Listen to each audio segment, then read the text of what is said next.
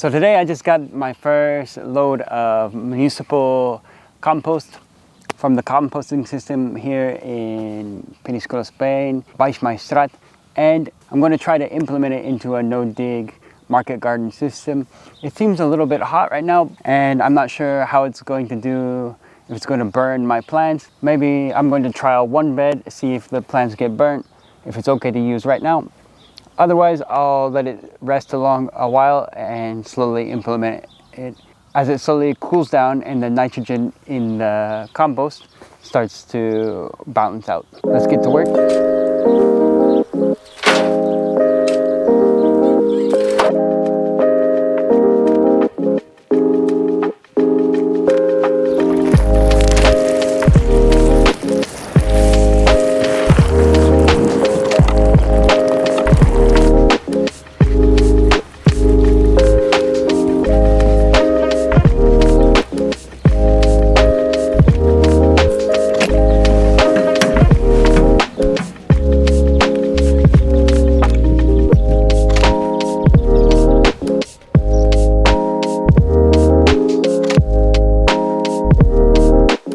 My first bed with the municipal compost. It looks like it will cool off quite a bit at this thickness, and I think it's a great way to really put to use the circular economy, make the most of these circular systems that we should be doing at much larger scales, because if this just goes to the landfill, all this organic waste would create a lot more methane.